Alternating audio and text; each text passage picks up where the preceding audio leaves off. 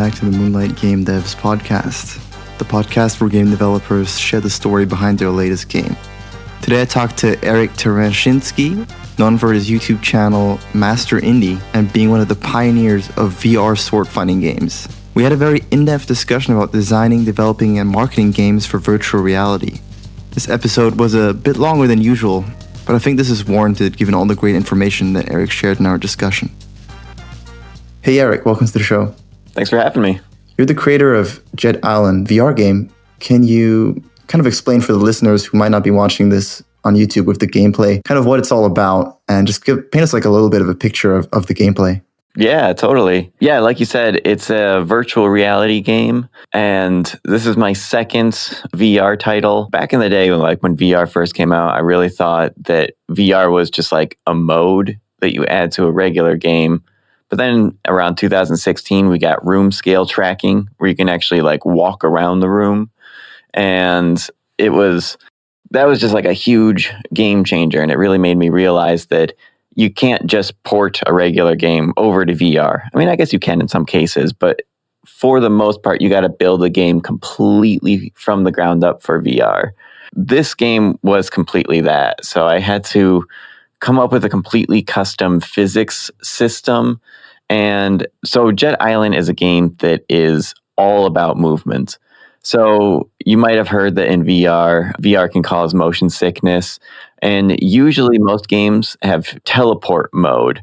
And it makes sure that it doesn't cause you any motion sickness so that you teleport from spot to spot instead of having smooth locomotion. Because when your VR character is smoothly moving through 3D space, but your body in the real world is staying still, there's like a mismatch in your inner ear or something like that that tells you that the acceleration of your world is off, and it can cause a lot of motion sickness in people.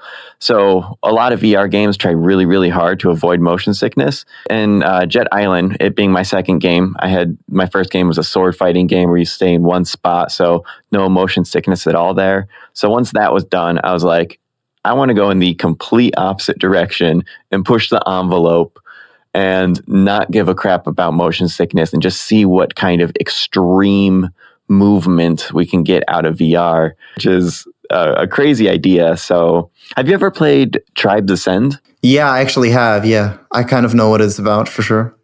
Okay, cool. Yeah, so that game interested me for a really long time, and I always wanted to just make a game like Tribes Ascend, just as like a challenge to myself to try to just play around with those physics and make a game using those physics. Like maybe instead of capture the flag, do something else. Like, I don't know, I just really love the idea of sliding up and down hills with jetpacks. And then with VR, I was like, well, this is a perfect spin on Tribes Ascend. Like, just kind of take Tribes Ascend physics and put it into virtual reality. So that's where it started. So first I programmed the ability to just slide down a hill and have little jetpack thrusters on your hand, kind of like Iron Man, but not quite as strong as Iron Man. They just give you, imagine it's like the amount of push that you would get from taking a fire extinguisher and spraying it behind you while you're wearing a pair of rollerblades while going downhill or something like that. So basically, like, that's the gameplay. And you would think that that would just be so extreme in VR and cause people a bunch of motion sickness. But surprisingly, like, I guess it's the really, really high speeds or the smooth movement, or I programmed it to make it so that when you physically collide with any object in the world, it's not like in the early days, a lot of VR games made it so it was like the center of your room. There's like an invisible character, and they just kind of expect you to stand inside that invisible character. And like, that's like how you get your collisions with the world. So there's like always a slight weird mismatch there. So I programmed this so that that character collider follows you around no matter where you're standing. So it lines up with you perfectly. And I tried to make it so that like your actual feet are on the ground, and when you hit a wall, it hits you. And so I guess like the fact that the physics were really, really tight and realistic. I think maybe that could have also had something to do with the fact that a lot of people surprisingly didn't get motion sickness in Jet Island. It's not 100%. Like, if it's your very first VR game, it can be kind of intense. You should probably only play it for like 5 minutes at a time. And some people still get motion sickness in Jet Island, but it's like way more people are able to play it. Like, I've had so many people tell me, they're like, "Oh, I'm so surprised I didn't get motion sickness in Jet Island." And like, you're going upside down on like loop-de-loops and stuff, and like swinging around like Spider-Man, and it's like, in theory, this should be making people super sick, but somehow it's not.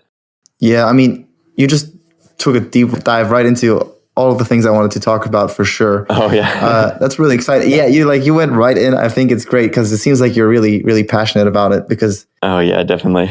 I guess I want to take a little bit of a step back before we just touch upon some of the points you made there, and I guess just kind of discuss, like, we just talked about what the gameplay is about. So for people who may not know what Tribes Ascend is basically like a sci-fi game where the player's on sort of like a hoverboard moving around in a landscape, and it's multiplayer.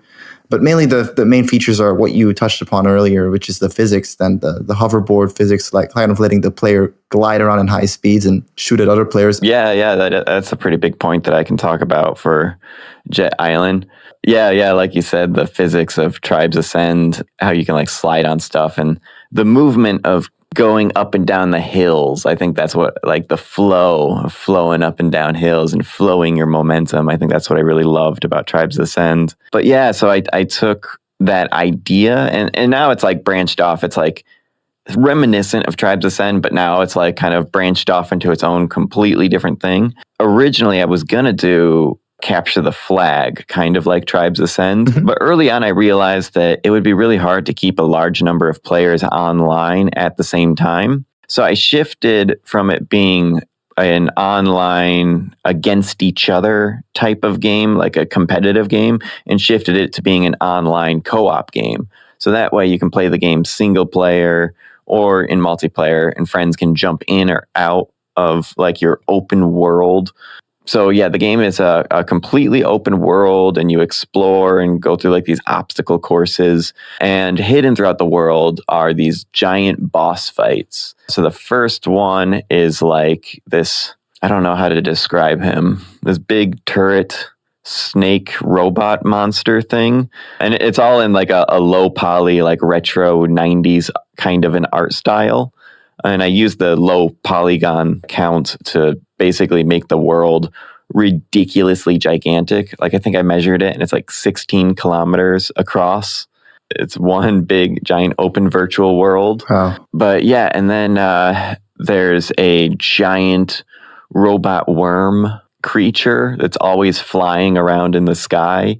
One thing I really wanted to make sure Jet Island had was, I learned very early on listening to like people review video games that people were disappointed in video games when they would see something off in the distance only to find out that that thing is like decoration and you can't actually go there. So in Jet Island, I wanted to make 100% for sure everything you see is a real object and you can go there. There's these asteroids up in the sky and the giant worm up in the sky. And so many people, when they first play Jet Island, they look up at that and they think, whoa, that looks cool. Wait, can I actually get up there? And like in any other game, like it would just be like decoration or something. Yeah, I really wanted to make sure like everything you see up above you and way off in the distance is something real. And that includes the boss fight worm that's like always looming overhead until you beat all of the other underground bosses, and then he's the final boss fight. I think that's such a good, observation there, because I think a lot of game developers as well, they often say at conferences, the player, we had this cool object in the background, like Subnautica, they had the ship at the beginning, you couldn't go to the ship, and all the players complained about it. So I think that's a great observation for sure, that making sure all the elements in the game feel reachable and the world actually feels open and is open in a way. So I want to talk a little bit about kind of the implementation. So sure. You said you started out making your first VR game, and I want to talk a little bit about kind of that process. How did you get started with deciding to make a VR game, and what kind of things did you learn as you just kind of dipped and went into this development with VR versus kind of coming from, I guess, a traditional kind of 3D game development background? Yeah. Let's see. Yeah, I guess most of my background, like I guess I started off when I was about 13 or something like that, just messing around after school with Game Maker and made a few prototype little projects. I mean, learning projects. Never actually kind of finished anything into something I could sell or anything. I really wish I posted them online more. Yeah, then I branched off into 3D with Unity 3D. Mhm. And then the Oculus DK2 is when I started jumping into it. And Unity made it pretty easy to just turn on a few settings, and all of a sudden your regular Unity camera in the Unity engine just became a virtual reality camera. So you do everything the same, but just you'd put on the headset and be able to look around. So you would still use a mouse and keyboard or an Xbox controller or something to play the game. And I thought that was really cool. I would show all my friends my Oculus DK2 headset. One thing I really noticed early on is that a lot of cool games were games that were made for VR. But it didn't really click until I started hearing game developer talk a GDC or something like that. I believe it was by the developers of, what's it called? Job Simulator. I can't remember what they're called. Alchemy Games, I think. Hopefully I got the right company. But yeah, hearing them talk about Job Simulator, I hadn't even played Job Simulator yet because I hadn't tried out the HTC Vive at the time, which was the only VR headset with room scale tracking. And I didn't really know, I guess I kind of had an idea of what they meant when they said room scale tracking, but I didn't really know to the extent of how much it would change video games. So hearing the people Job Simulator talk about the design challenges were just so cool. They said that they had designed the level to resize itself to match the size of the player's real world play space. So that way they can walk around in their actual living room or office or wherever they are and be able to reach and pick up and grab and manipulate these physical objects around the room. I don't know, a computer, cup of coffee, there's just so many, a stapler. You can just throw things around and mess around with the physics. It was so interesting hearing them talk about all these, they had to think about the height of different players. If a kid played the game, they had to lower the countertops so that they could reach the things on the countertops. They learned really early on not to put any objects in the cupboards above the countertops, because what would end up happening is a lot of players would lean their hand on the countertop, but it's a virtual countertop, so they'd fall through and potentially injure themselves. So oh, okay, well, we didn't realize that people would forget that the virtual countertop is not a real countertop. Wow. And they said a lot of players would take, when they're done playing the game, they're wow, that was fun. And they take the controllers and set them on the virtual countertop. But of course, it's not really there. So they just drop these expensive controllers right on the ground. Oh my God, no way. Yeah, it's That's so crazy. And there's just so many things like that. Another thing they did was they designed all the objects and objectives around, for example, the kitchen or the office environment. They would design it so it was 180 around you. So you would always be turning around 180 degrees to your left to grab something behind you, and then 180 degrees to your right. And I think they would always make sure there aren't too many objects to grab to your right hand side or something like that. So they encourage you to not spin around in circles so that the cable from your headset wouldn't get tangled up. Yeah, there's so many crazy design things like that, and how they had to think about the actual players and how players would do so many different things to surprise the game developers that they had no idea that players would, I don't know, grab this object and fling this object over here. Especially with physics and VR, the possibilities are just pretty much endless. So yeah, it's really crazy to see the things that people figure out and do in VR. I mean, that sounds super interesting. we can definitely, I think, link that particular talk in the show notes, because I think anyone listening to it and thinking about making their own VR game, seems like that would be a great resource for them. Yeah, definitely. So I want to talk a little bit about, did you face these similar challenges when you were making your game? Yeah, I faced a lot of interesting challenges. So my first VR game was called Swordmaster VR. And that's a really small title that I put together in a quick amount of time because the headset had just came out and there was just a shortage of games. And there was like no good sword fighting game. So I was basically like one of the first few sword fighting games. Now there's a whole bunch, and like games like Blade and Sorcery are so much more advanced. Oh yeah, it's just come so far since I released that game. Yeah, at the time it was really interesting. Like I would show videos of it on YouTube, and people are like, "Oh, you should put a stamina meter in the game so that like you have to stop swinging when your character gets tired." And I had to like respond back. I'm like, no, you actually get tired, like in real life. Like that's not necessary. That already happens. And like, yeah. Yeah, like I guess just staying fit gives you an actual stat boost in VR. Yeah, it really does. Yeah, it can be a big advantage in competitive games and stuff. And actually, Swordmaster, I think it was vrfitness.com, put it in its like top 10 list of best virtual fitness games of, I can't remember which year, probably like 2017 or 16 or something like that. Crazy. So that was pretty cool. Yeah, a lot of people actually use the game for exercise. I mean, I think it's so interesting as well with VR, kind of, because it's this new platform, especially at the beginning. I feel like, there's so many opportunities, not only to take sort of old game ideas and port them and kind of explore how you can make them work in this new medium, but there's also ideas like the sword fighting games, not really that popular with kind of traditional keyboard and mouse controller, but in VR, it's a huge success because it just fits so well. Such a perfect fit. I mean, it's awesome and really creative that you realize that so quickly. I mean, that's huge. Thanks. Huge kudos for that. Tell us a little bit about kind of what you learned as you were making the game. Were there any things that came up and turned out to be more difficult than you expected or different? Yeah, a lot of things. Let's see, like, I mean, there's definitely things like HUD was a big thing I had to spend a lot of time thinking about and figuring out. How do you do these regular video game things without having too much HUD or pulling them out of the virtual world and like what that really meant? Like immersion, that's like a big thing I had to learn about. I don't think I was thinking that much about immersion. I guess I was in some ways, but maybe I didn't like realize what I was doing with Swordmaster. Like I think with Swordmaster, I realized early on playing another game that had sword fighting in it in virtual reality. I found that when I used the joystick trackpad movement to move the character, when the enemy would swing at me, I would just make my character walk backwards. I was like, okay, I have to make myself stop using the joystick and I'll move with my real body.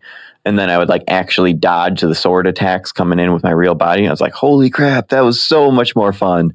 So in Swordmaster, I made it so that you're in like a perfect little arena and the sword fighting guys come to you.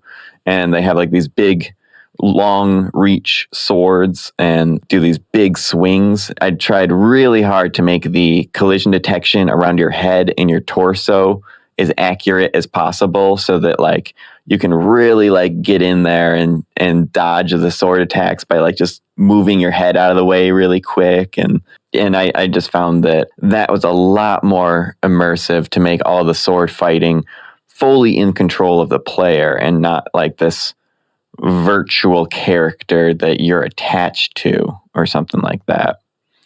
So, but then around Jet Island, I started becoming like, listening to a lot of other developers talk about VR, and I became much more aware like what immersion meant and how I wanted this game to be immersive as possible. And I really wanted Jet Island to feel like a place more than a video game. Like I really wanted it to feel like a place that you go to. And I think it actually ended up working because what was this weird thing that I never expected. Like I never designed the game to be this way. I never made this like a feature or anything. But in multiplayer, it seems like with so many different people in like they would we would like fly around and like skate for a while and do some tricks on some half pipes and loop-de-loops and maybe go do a boss fight and explore and just mess around with the physics and stuff. But then always like at a certain point, we'd just be like deep into conversation talking about, something. And like every time like somebody would like just like sit down on top of like a skyscraper or on top of a mountain and just like look over like across the land into the sunset, like while we're having our conversation. And like, I've heard people actually tell stories that like in Jet Island, they've actually made close friends that way. And it's just like, it's weird. Like, that's not like something I programmed into the game, but it's like something everybody does in the game. It's like, yeah, strange things like that I didn't expect at all. Yeah, like I think that's part of the immersion. I mean, maybe it makes you more social. Yeah, that's really interesting. And I guess there are like huge social games coming out as well with VR, like chat rooms. Oh yeah, like VR chat, and yeah, it's amazing how social VR is. Yeah, I guess I didn't really like think that much about Jet Island being social. I think I just really wanted the world to be real, and I wanted the other players to like feel like they're really there. Except like when you hear their voice in other VR games, like you hear their voice in 3D space. But in Jet Island, you're always so far away from each other. I basically did like a walkie-talkie kind of voice where you just always can hear them from far away. Yeah, somehow it just... Yeah, makes sense. Yeah, it turned into like a really big social game, and a lot of people like use it to hang out with their friends in VR and stuff. And that wasn't my goal, but somehow it happened, and that's really cool. Are you still using that same headset that you're using for, I guess, the first headset that you acquired and started making games with, or is it a different headset you're using these days? Because I think the technology just evolved so quickly as well. Like the headsets a while back are so much less capable than, for example, I've used the Quest and it's just amazing because, don't even need the cable anymore, which you touched on earlier being a problem for developers. And then also it's got better graphics. It's just got like the hand detection and stuff. It's just crazy. Yeah, the Oculus Quest is doing a lot of crazy stuff, and you can hook it up to PC in a couple different ways. Like if you can hook it up completely wirelessly through Wi-Fi, but I guess there's a little bit of a delay depending on your Wi-Fi router. And yeah, you can also plug it into your PC and get the full-on PC graphics, which is really awesome. I hope they work out the bugs. I heard that it's a little bit buggy when you try to play Steam VR games. I think that's getting better. They're updating it all the time. Yeah, like you said, how they'd added hand tracking now. But yeah, the Quest is a crazy marvel of engineering, how they're able to fit all of that into a little portable headset. It's just an all-in-one. Like, yeah, when I first got that headset, my mind was just like blown. Like I had played a lot of like the Vive and the Oculus Rift and Windows mixed realities. I've tried a lot of PC VR headsets with room scale tracking and fully tracked controller hands.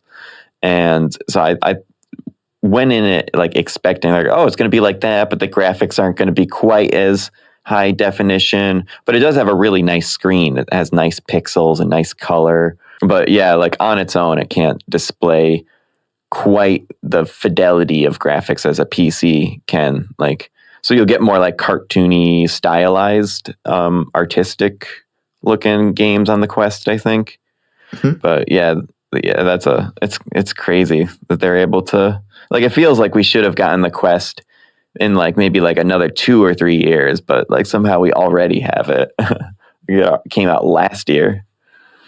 And it feels like when I first saw it, something in my mind just, kind of got like something just popped with me because like it's just, I never thought of VR wirelessly. I don't know why, but as soon as I saw that just seems so revolutionary to me. Like I just saw this future where I know I'd be sitting in like the tram just with my like wireless headset, just, I don't know, browsing the internet or something instead of my phone. Like it just seems so crazy. And like the possibilities suddenly just shot into my head. Like it's just such a crazy feat of technology, I think. Yeah. So you mentioned that you were using Unity initially to get started with VR. And I suppose that's what you're still using?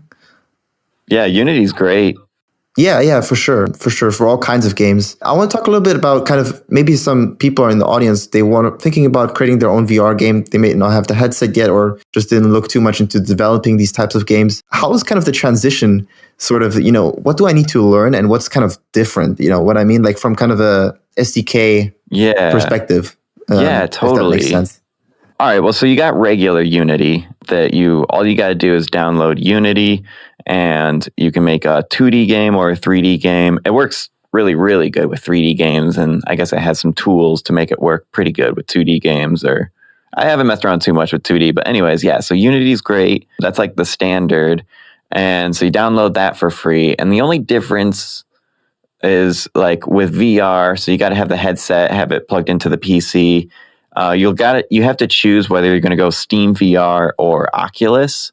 I'd say if you have an Oculus Quest, you should probably go with the Oculus SDK, which you can just download from the Unity Asset Store right inside of the Unity engine itself. You just go to Window, Asset Store, just search for it, and then it will import it right into your project. And then same with Steam VR. I'd say if you're using the Oculus Rift or the Vive or the Valve Index or Windows Mixed Reality, any of those headsets, I would probably go for Steam VR. It might seem just a little bit tricky at first to get your controls into the game because there's like one extra step where you got to go into the Steam VR menu and add what buttons do what actions. And that's a little bit weird compared to the normal way that you get button input in Unity. So that's like one extra little step that might trip you up for a minute, but like once you get it, it's actually pretty simple. You just get your buttons in there. And once you have your actions and your buttons assigned, what's so cool about Steam VR